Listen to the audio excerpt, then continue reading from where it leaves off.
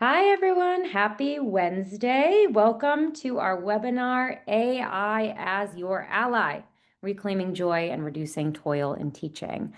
Super excited to have you here. So as you're coming on in, feel free to pull up the chat and say hello. I would love to know who's here, where are you coming from, what do you do for your district or your institution. So everyone should have the ability to get in on and say hi in the chat. So please feel free to say hi in the chat. I'm going to go ahead and go through some housekeeping before I kick us off with our agenda. So please know that this webinar will be recorded and shared out afterwards. So don't feel like you need to memorize everything. And if you want the slide deck, you're going to get the slide deck, although this one's pretty slim. And you can access all recordings at packback.co, and then use the Q&A feature to ask all your questions. It's a really great feature. It allows us to answer something synchronously, asynchronously, upvote, downvote, wonderful things. Actually, let me make sure that's true before I promise you the world. And then you're going to use chat for discussion sharing. This is meant to be a place where you can learn from peers, from others. So please, if you have a resource that you've used before, you have a link, feel free to put it in the chat. This is a place for sharing. My teacher coach, when I was teaching, used to say, good teachers borrow, great teachers steal. The only time I am a proponent of stealing is when we are stealing great ideas. But not in a bad way, right? Like we're not trying to steal IP. And then we will be monitoring the chat, the Q&A. So just, again, use them, and we will respond. So I have some wonderful panelists here with me today, but before I kick it off, I'll introduce myself and then have everyone go around and introduce themselves as well. My name is Kelsey Berenger. I'm the CEO of Packback. My career started as a high school chemistry and physics teacher, and I joined Packback a few years back. I say a few years, like it wasn't almost a decade ago. And I've been loving this work ever since. And it's been a pleasure to be able to enter the K-12 arena in the last few years after starting in higher ed, because those are my roots. And I've been really happy to have, been able to serve these educators. And today I'm really excited to talk about teacher joy because it's something that oftentimes isn't prioritized in all the things we have to do. So I'm going to go ahead and have all of our panelists introduce themselves. So Ayande, if you want to go ahead and introduce yourself. Sure. Kelsey, thanks for having me here. Super honored to be with everybody else. Ayende Rudolph, former superintendent. I was a teacher, a principal at every level. I taught history in Virginia, and I'm super excited to be here to talk about AI. And as a proponent of mental health and wellness, I think it's something that's long overdue to find ways to bring joy back to teaching. So thanks for having me.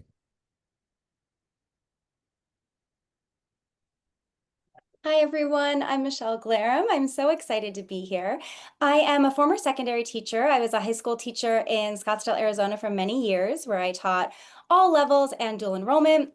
And now I'm actually a composition teacher at Chandler Gilbert Community College. So very similar content, always focused on writing, literacy, and all that. But as a teacher, I've just found this career to be so incredibly fulfilling personally, professionally. And I love talking with other teachers about how to keep that alive. I guess it's my turn. So my name is Todd Daniel. I work in the Department of Information Technology and Cybersecurity at Missouri State University. So I guess considering the relative youth of my colleagues, my role today is the grumpy old college professor learning how to use AI. But in fact, I've been using technology for a lot of years.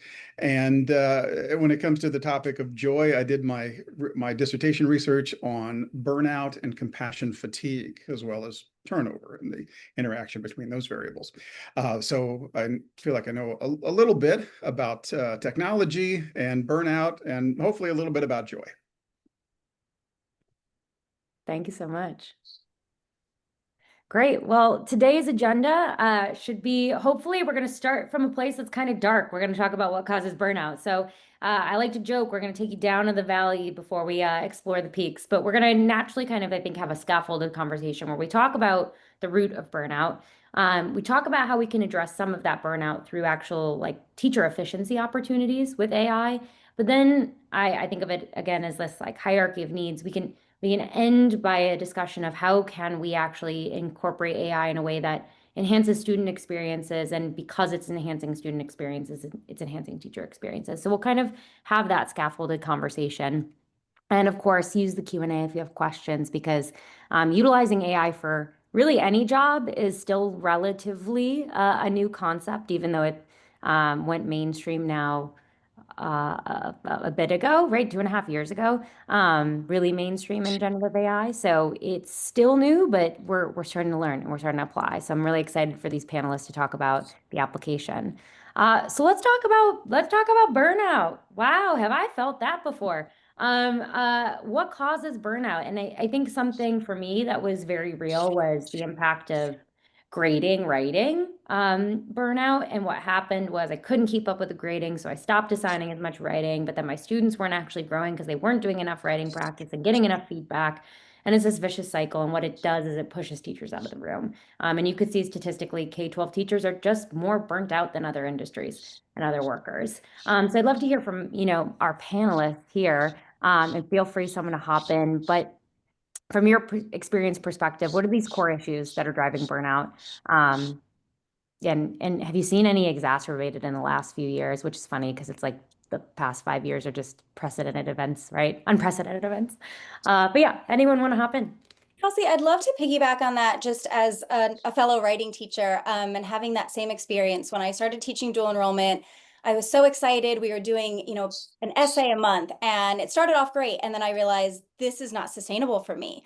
I cannot grade, 30 students per class every month and give meaningful feedback. It was just too much. And so I really started to develop strategies on the fly. And this was years ago, but one of the things that really helped me was changing my mindset about what feedback looks like, and that it's not always grading, and it's certainly not after the fact, but really moving my feedback to when they were in the drafting process, conferencing with each student.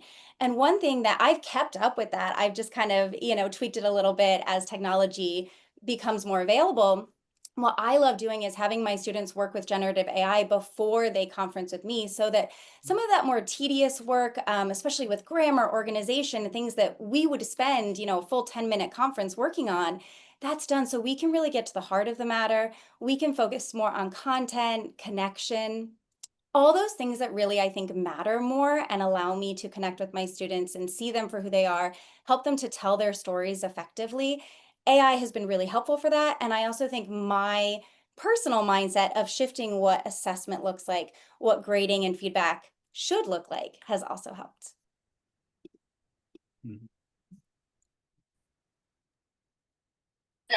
Yeah, as a former superintendent, now CEO of a startup and a teacher, principal, one, I would say probably some of the reasons why stress is there is because of people like me, right? Because superintendents ask teachers to do things that are really, I mean, they have all the altruistic values, right? Look at the data and help kids and the stuff that we know we need to do. But at the same time, it takes us away from the things that we want.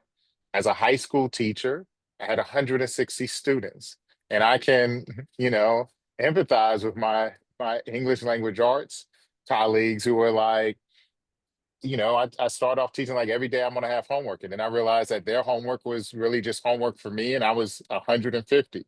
And I was talking with my stepmom, who also was a teacher, and my dad was grading papers when she was overwhelmed. And I think it just shows that the whole system is sort of broken. And so, what I would say about burnout, because a lot of teachers are facing it, there are three things that we have to remember. Teacher retention is a three-legged stool. The first one is salaries, right? The second most important thing, which is probably more than salaries, is working conditions. Great schools have great principals and they have great teachers. You never see a great school without a great principal, and you never see a great school without great teachers, right? So both are there. And the last one are support structures. And I think that is probably the most important thing that we can do.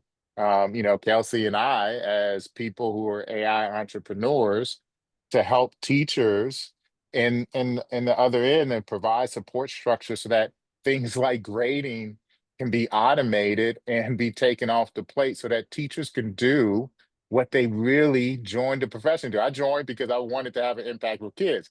I did not join because I wanted to be the master of Excel spreadsheets. But that's where we're turning. And I think the pandemic, as a superintendent who's led through the pandemic, it's really hard. And the achievement gap, we saw all of our gains erased within a matter of a year and a half. And that is very deflating for teachers. And I think that's part of the challenge as to why, we're looking at this mental health, and some of the NIH just had a report. I mean, close to 80% of educators are struggling with mental health issues. And that's something that we have to tackle as an industry. I was at the bicycle store yesterday getting a new bicycle rack, and ran into a buddy who I have taught with for a long time. And I asked him about retirement, and told him I'd kind of flirted with the idea, but what was his thought on it? And he said, academia is not exactly a physically demanding sport. So really you can stretch it out for a lot of years. And I started thinking, that is good advice. That academia, I think, is the next best thing to being self-employed. In other words, there's a lot of good things that come from academia.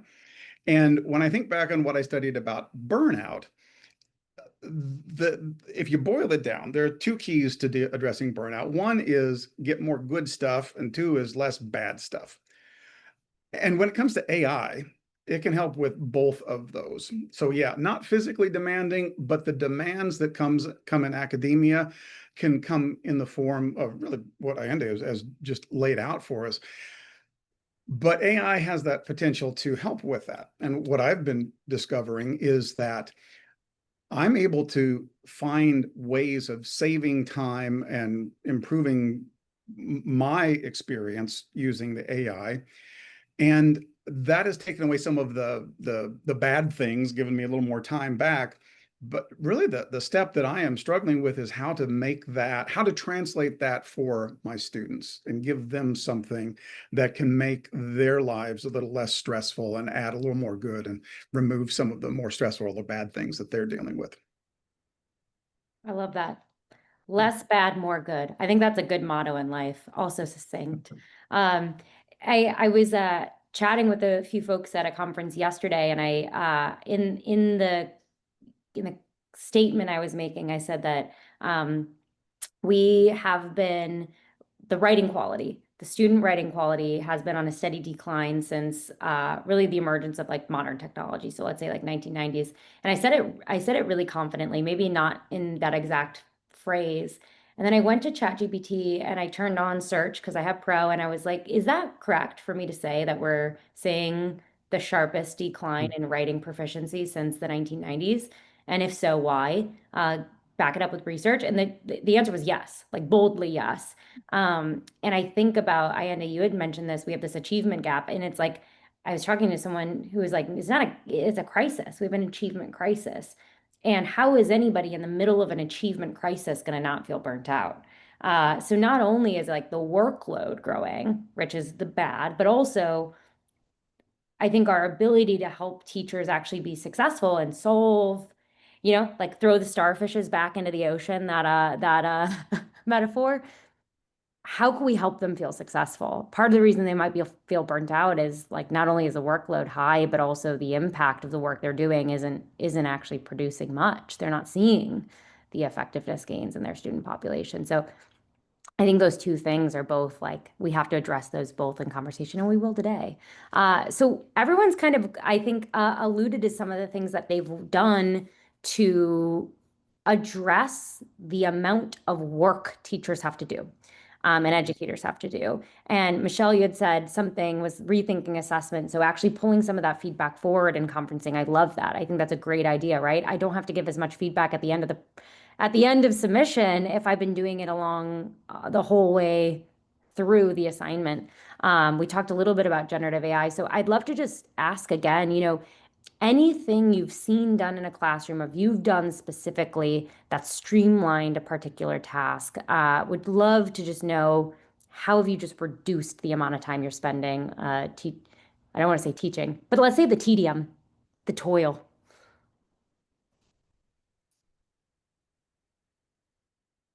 I guess I'll jump in. So AI is kind of new, so I'm gonna go a little old school. Todd, I appreciate you saying that you were the oldest. I feel like I just got carded. Uh, like my gray hairs don't matter. So thanks for making my day. Probably I was a director in a promised neighborhood about 12 years ago, and I was working with some teachers, and we were trying to really tackle this issue, right? So at that time in New York State, they were just doing the new state assessments. Common Core at this time was really big. Everybody's trying to figure it out. And I had all the teachers were trying to get this done, and we were very clear, like, hey, we want to do a check for understanding. And the teachers literally took that as, well, that means we got to do quizzes every single day, and we got to grade those quizzes, and that became very overwhelming. So coach and I went into a classroom. We sort of clarified the language we were using, like it's just a quick check for understanding. And then we actually used a product called Kahoot. And it was right when Kahoot came out. That's why I'm dating myself, right? But it was like, let's have Kahoot grade the assessments so that you can see. And what transformed from there was actually something really amazing. So these two teachers, Mr. Buss and Miss Moon, took these assessments and actually started looking at how fast kids started responding so that they started making other choices about how they wanted to do the curriculum. And I think, Kelsey, you brought this up earlier, which is, teachers, we got to wait until the end of the year to find out whether we did a good job, right? Like and sometimes depending on the subject matter, you may not see that until, if you're teaching writing, until like 7th or 10th grade, depending on the state, right? And so it's a lot of delayed gratification. But what we noticed here by having just a grading take place, that the teachers started to see success in what they were doing. And they started running with it in a way that we would have never thought that they would have ran with it, because they saw their own success. And so when I think about AI, and I think about programs like Packback, and I think about all these other opportunities that sort of exist, that right there seems to be one of the easiest things that we can take off, to adapt an assessment to a kid's level, to have it graded automatically, and go back to teachers like us who can say, oh, well, what can I do to change this? Because 90% of my kids got it, but these 10% do, versus I don't know who got it, so I'm just going to guess what tomorrow's lesson is. And maybe I just keep going. And I don't know why the kids got it. So I think if we do things like that, really think we'll start to see impacts. And I think teachers will feel like they get the opportunity to do the things that they really love, right? And still meet the benchmarks that are being required of them. Mhm. I would jump on that and say what AI gives us as instructors is the ability to become students again. In other words, this is a technology that we have to learn, and we have to figure out the best way to apply this. So occasionally I get invited to do presentations about AI because I tell people I'm an AI expert, which there are no AI experts. I have people on my hallway that are building large language models. None of us can tell you how this thing actually works. So what we have is just an ability to do something, and we're not quite sure exactly what that something would be. So when I do these presentations, I talk about how many of you know what ChatGPT is, and everyone recognizes ChatGPT. And then I say, what does GPT stand for? And I get silence. What does that stand for? Well, the P in ChatGPT is pre-trained. And the thing that you have to remember as an instructor is you have to become a student such that you need to train your AI to give you the responses that are like you. And you can do a lot of that by creating projects and uploading examples of your writing. Give AI examples of what you want. So we can start with what we already do, and then train that AI to respond to us or to produce the things that we have or that we could use. And of course, the T stands for transformative. G is generative. Transforming what we have into something that we can take to move forward. And if I could throw to Michelle, that generative part has always been an issue, especially from your field with the writing. Do you see in your field, writing English, anything to do with generating words, either a special resistance to or openness to using large language models for teaching or for students learning? What a great question. So I would say it depends on who you're talking to. So as a teacher, I should preface this by saying I was like a broken record this year in saying to my students, we want to use AI for what AI is good at. And we need to be aware of the answer to that question before we can really decide. So as a writing teacher, I feel like I want my students to use AI. We really loved using Perplexity for research. We used Packback a lot for our writing and our discussion boards. And quick shout out to the grading feature because I loved that and used that as well. And I think the fear with many teachers, myself included, with with someone else, so to speak, grading and not you, is that, is this going to feel like busy work? Is it going to give the feedback? Are students going to find this meaningful? And it was a resounding yes, it was meaningful because of the curiosity score, because they were able to get feedback, that immediate support. So I feel like in a lot of ways, we are very open to it. We are very encouraged by generative AI and the writing feature. And then at the same time, and why I kept cautioning them of, hold on, we need to be aware, is I start every class with a narrative. And as I'm sure everyone's kind of looking ahead, thinking ahead, generative AI and any type of AI or writing support is never going to be able to tell your story in your voice. And what they noticed, so what I did, because I saw a lot of students, and you can tell, we can all tell when it's AI. So what I noticed was that some students, there would be a paragraph or two where I could tell there was a tricky moment, somewhere they got stuck with the writing and then AI took over and then it was back to them. So of course there's issues with fluency there, but what I really noticed was that when AI tries to write a narrative, what we noticed, me and my students, was that it gets kind of corny. It's not authentic. And so we ended up reading narratives that had what AI would probably say would be errors in the way it was written.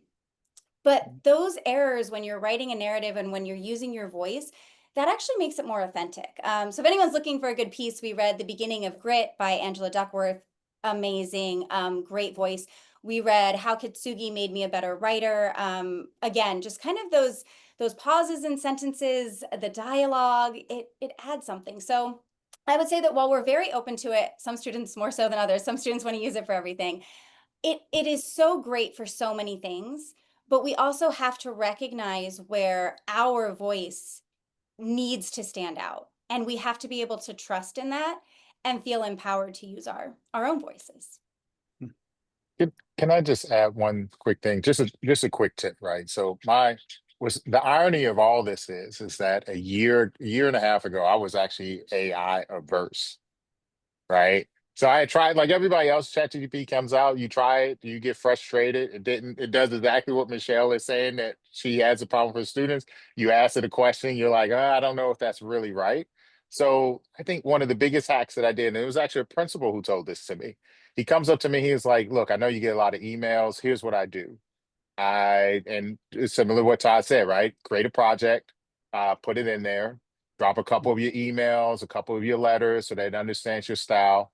And then every email, because as a superintendent, especially when we hit controversial items, you just get bombarded with emails, right? And parents feel this way too, especially around grading time. So this is a tip for teachers as well as administrators or anybody else. I took an email, I put it in, I said, I need a response. And I did two things. One's a good mental health strategy, and the second one is what makes it really work. I cathartically said, here's what I'm thinking.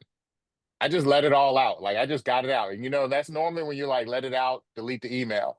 I let it out, and then I simply said, please adapt this message to be clear, concise, and compassionate. And it will rewrite it all the way, and then I copy it, and it made every parent feel like their voice had been heard. And it saved me 2 to 3 hours, right? And so that's actually was the first step back into using AI. And I think that's a easy tip that we can all use to help reduce some of the workload from the demands of parents, principals, superintendents, community members that can give us back time to do the other stuff. And I think it's these little types of things that sort of help, similar to what also the grading and other things that people said. But it really did help me in my final months as a superintendent.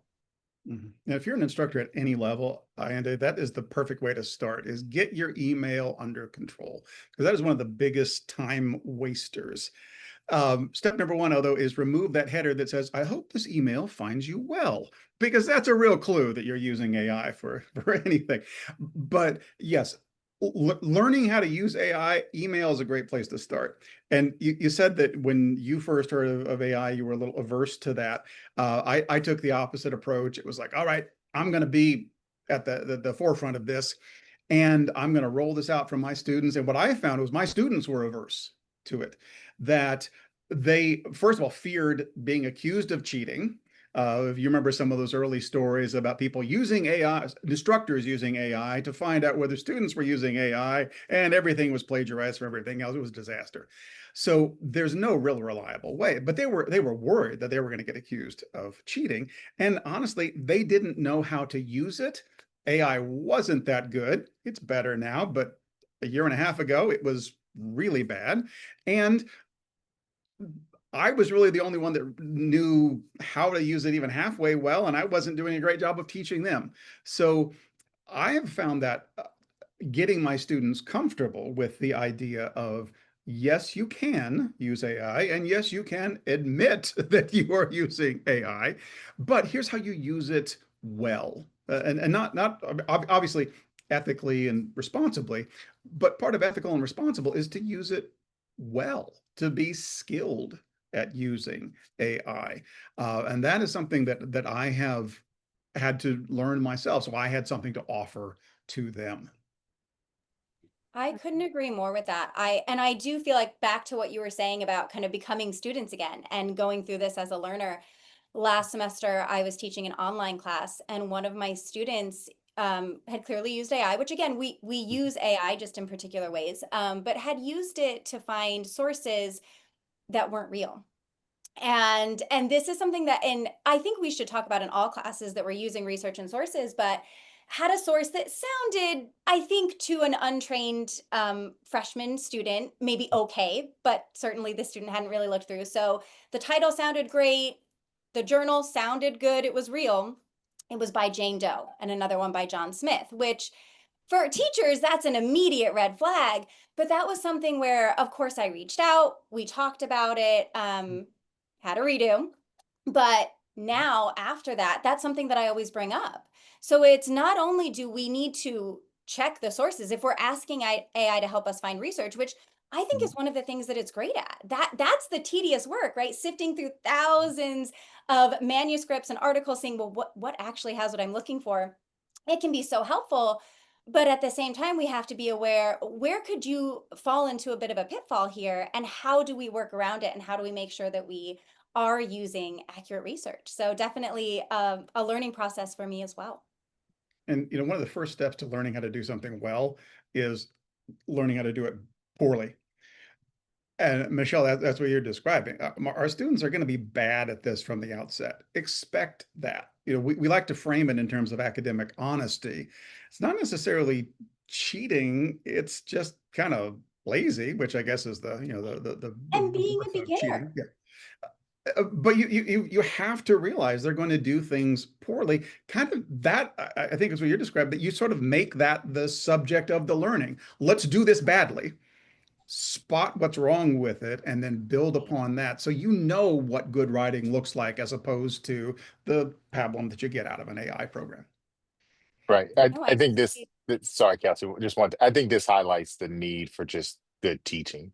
Right. I remember, again, I'm dating myself. I remember before we had the internet, when I was teaching, right, when email was like the big thing. And I remember when Wikipedia came out and everybody was headed to Wikipedia to find their sources. And you were sort of like, no, that's just the page that you start from. And I think, when we're in a rush, or when we're, the kid that you were talking about, Michelle, that was struggling, that kid even if we were using the Dewey Decimal System, which I was trained on, and going into the library, right? Like, you still would have kids who would try to cut corners, and there's nothing that replaces the good teaching. And I think that's the thing that we have to remember. Yes, AI can speed the process up. It can find the articles for you, but you still have to digest that information. And so that part hasn't changed. It's just our perspective of it's going to do everything needs to alter a little bit because it can't do everything. Mhm. I So love that Kelsey, do you have any perspective. questions here? Because we're sort of taking over No, your no, role. this has been amazing. I'm also just like I'm getting these visions in my head. Like when we're talking about having to do something bad before we know how to do it good, do it well. Oh my goodness. See, that was a real life example right there. I think of that exercise that a lot of teachers will do with the kindergartners or elementary school, where they have them write down how to make a peanut butter and jelly sandwich. And then Yep. the teacher will make it according to directions. And of course, they're putting like, the bread on their head and like peanut butter all over their arms.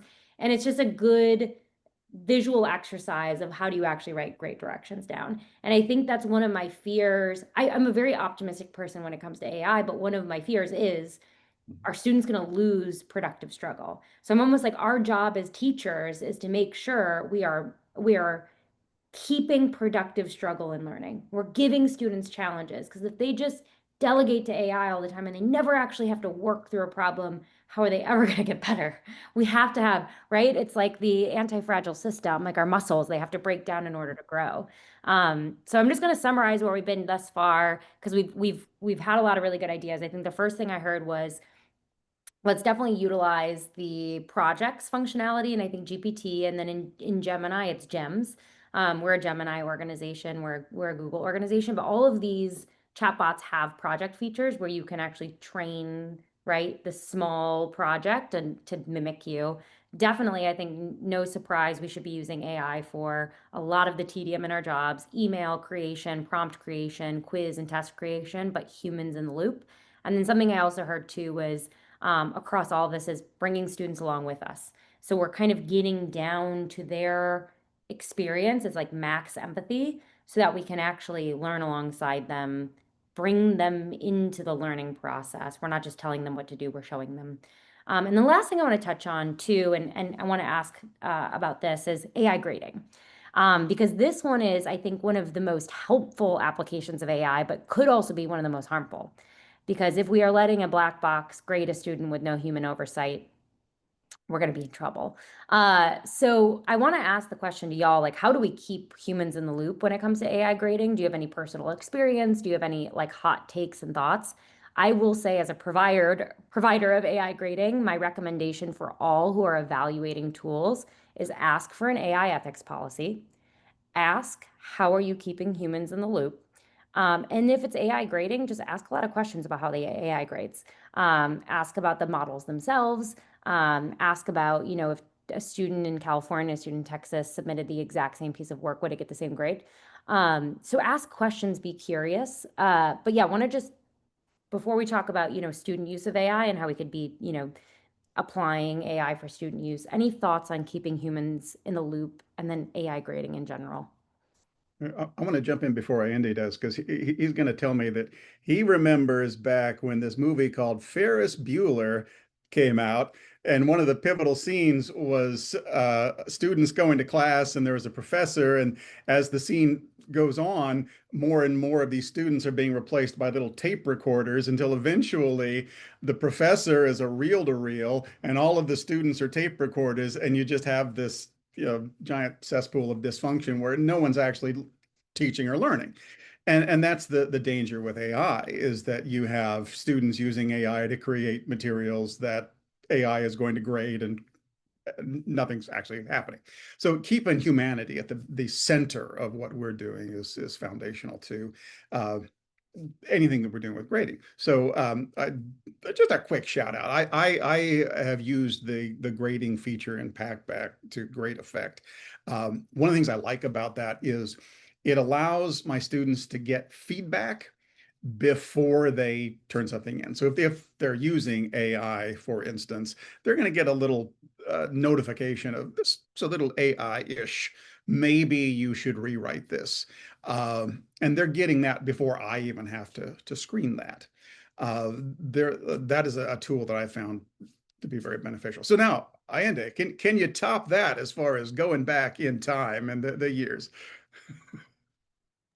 I wasn't even going to go there. Although I do remember, I'm like, yeah, that was a good scene. I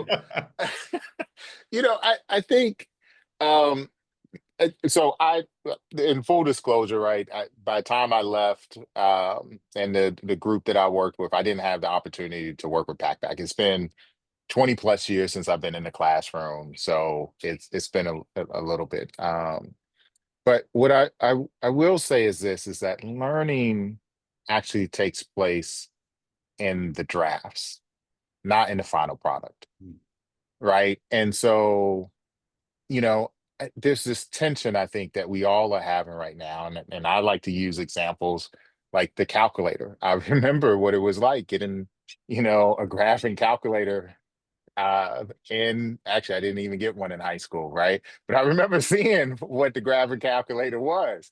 And what's really unique about that is that math teachers at the exact same time felt the exact same way, that having a graphing calculator was going to really change or make kids, unable to do math whatsoever. And we just saw some kids, at least I saw in 60 Minutes, some kids who, solved the unsolvable proof, right? Just randomly.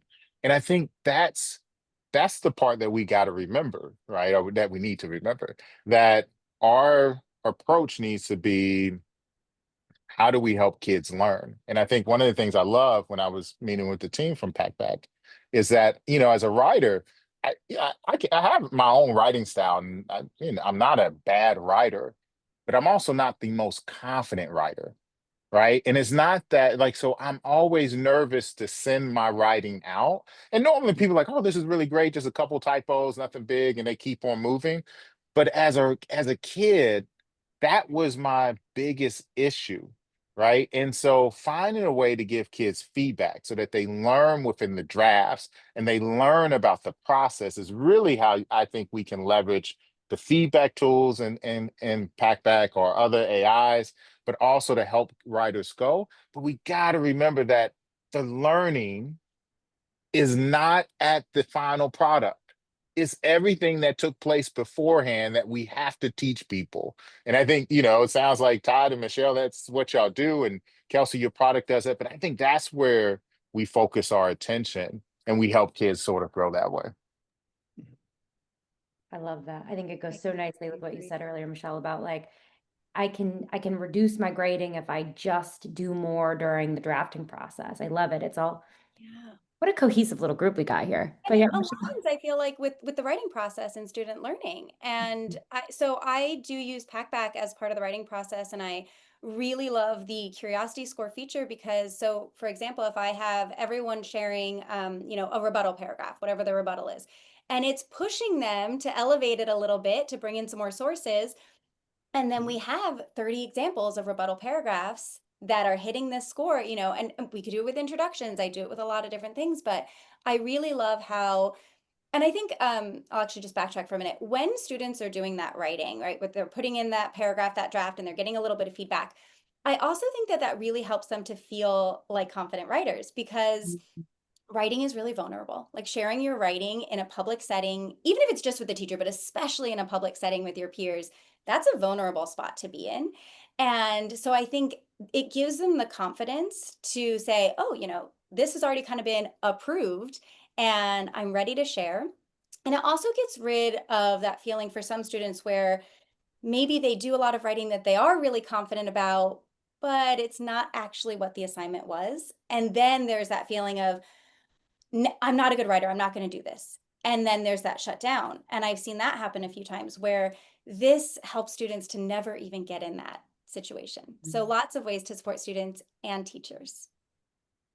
I love that. I love that. And I think a great segue too, if you have a classroom full of students who are shut down, what is the impact on a teacher? Shocking, shocking. They're going to feel shut down. They're going to be burnt out. And so I think, we've talked a lot about how can I utilize AI as an educator to reduce some of my toil? And we've stepped into discussions of how we could bring students along the way, but I want to end by having the conversation around, how can we actually use AI to increase student engagement, increase student success? And we've talked about feedback for sure. Feedback, this is my like disgusting optimism around AI in education, is it could really like raise the floor for all students. We're talking about an actual way to scale Bloom's Two Sigma problem of giving students personalized coaching at scale.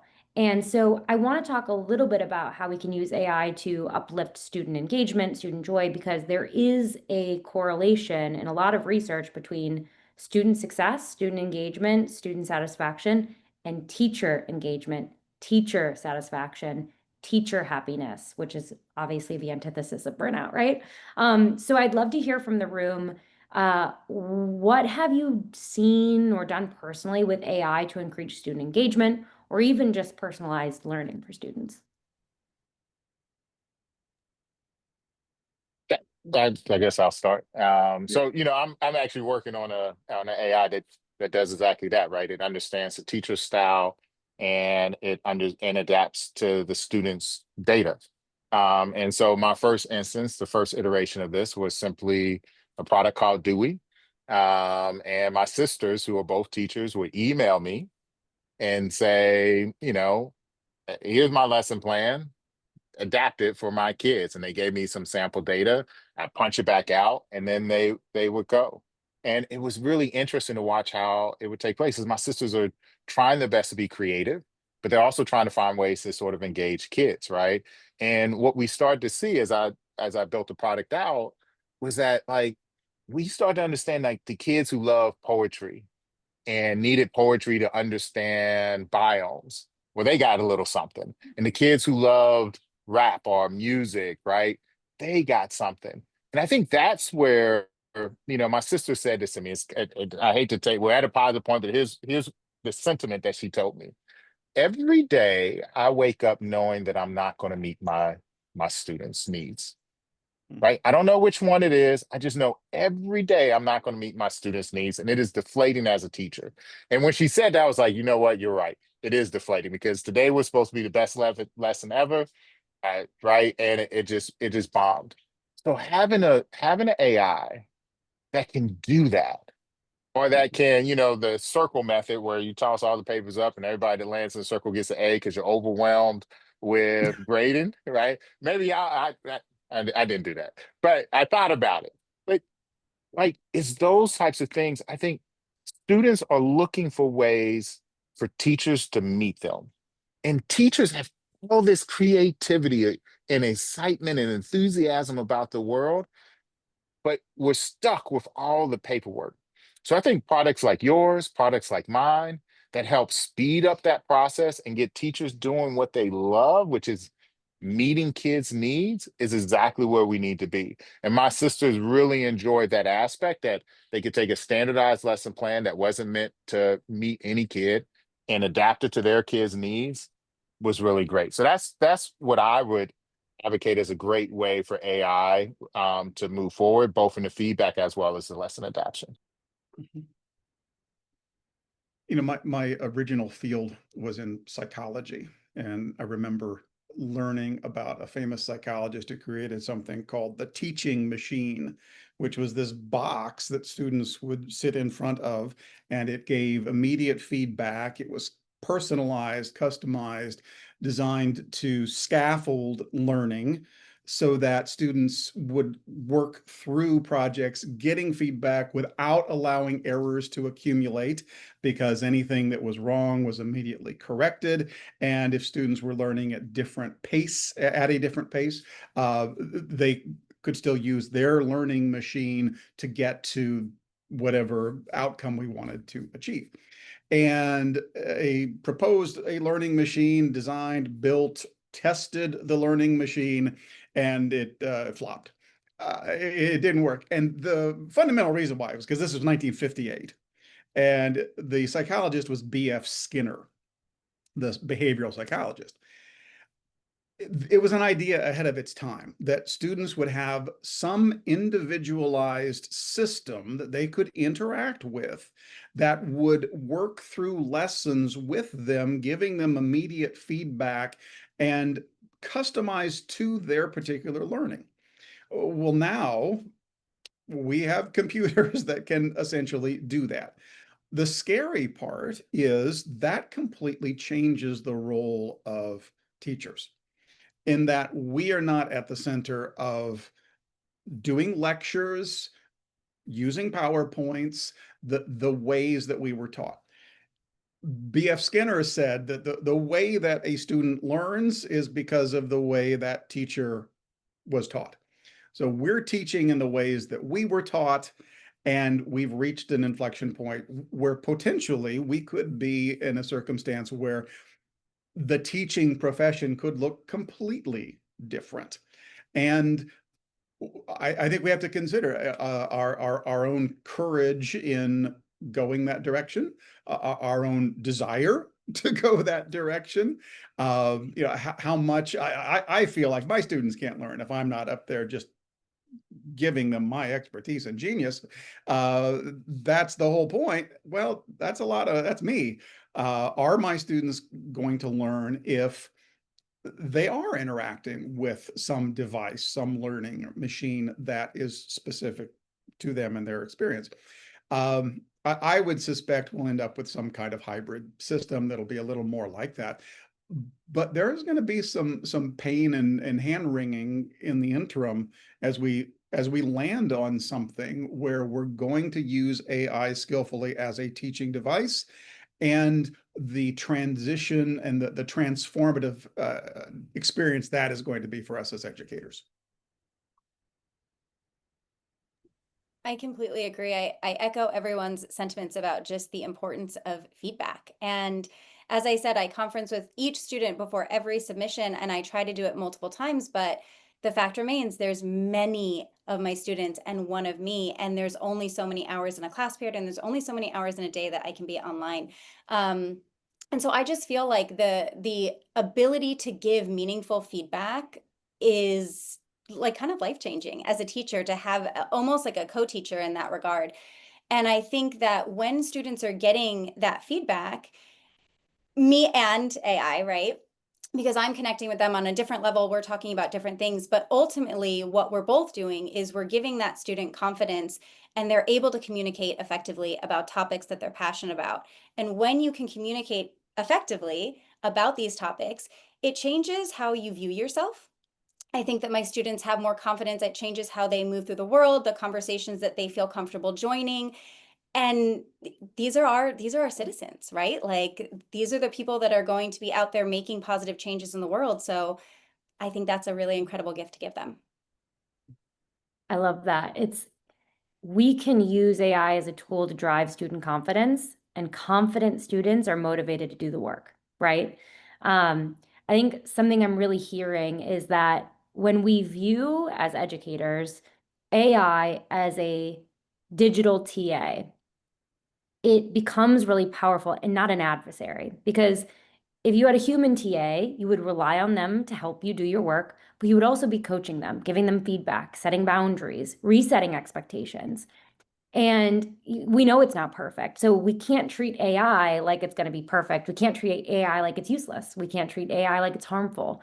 It's a tool, right? It could be powerful if we wanted to be powerful. So I love that. Thank you so much. Thank you to everyone for joining. I know we're approaching time.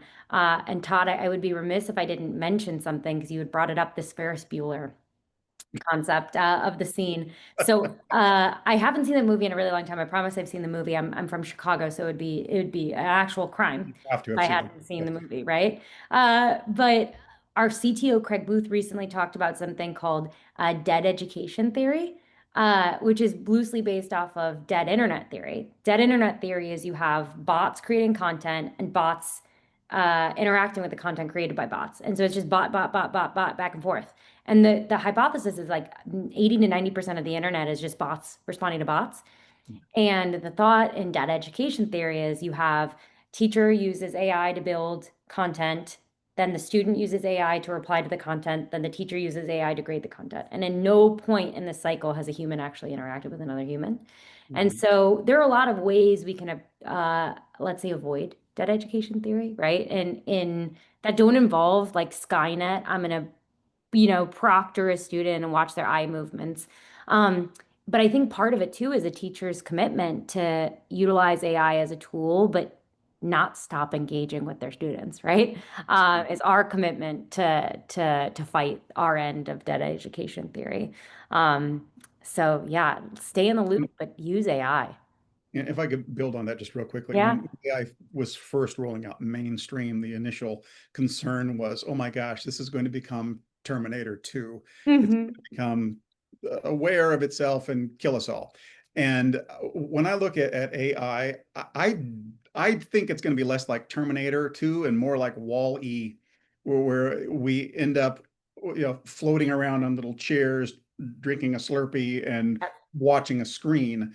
I think we're much more in danger of that simply because you can make a whole lot more money by feeding people Slurpees than you can by killing them.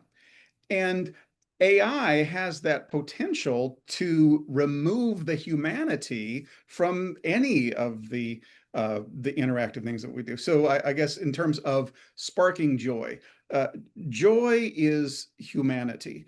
Every good thing in your life is because of other human beings.